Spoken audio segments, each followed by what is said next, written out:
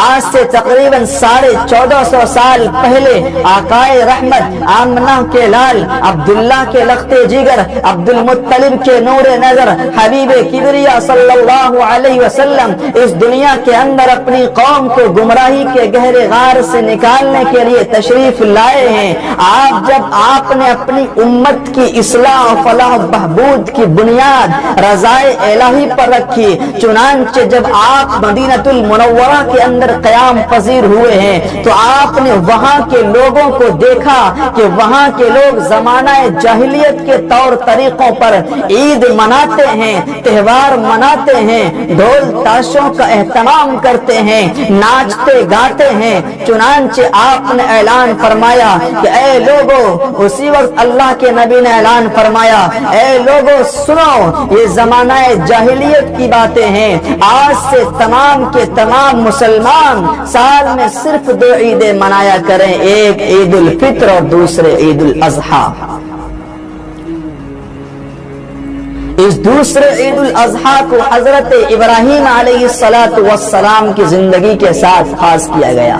جب کوئی مسلمان یہ قربانی کرتا ہے تو اس کا ضمیر جاگ اٹھتا ہے، وہ اللہ رب العزت کے لیے اپنی تمام جائیداد مال و دولت کو آسانی کے ساتھ قربان کر ڈالتا ہے۔ سب چیز لٹانے کے باوجود وہ افسوس کرتا رہتا ہے کہ مجھ سے اللہ رب العزت کا حق ادا نہیں ہوا۔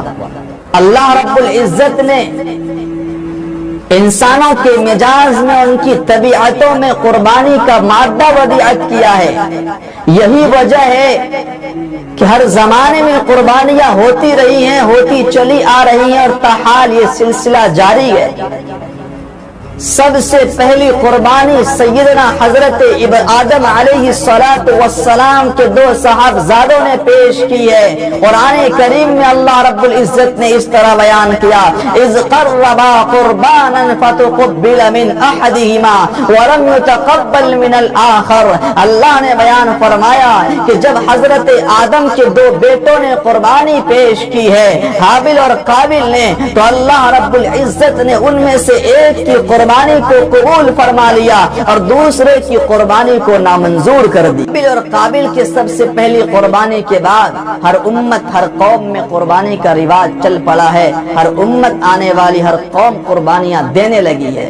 اللہ رب العزت نے اس طرح قرآن کے اندر نقشہ کھینچا وَلِكُلِّ أُمَّةٍ جَعَلْنَا مَنْسَكًا لِيَذْكُرَ اسْمَ اللَّهِ عَلَى مَا رَزَقَهُم مِّن بَهِيمَةِ الْأَنْعَامِ۔ اللہ نے بیان فرمایا ہر امت کے لیے ہم نے قربانی کو ضروری قرار دیا تھا تاکہ وہ شکرانے کے طور پر یاد الہی میں مشغول ہو جائیں، اس لیے کہ ہم نے ان کو قربانی کے جانور عطا کیے۔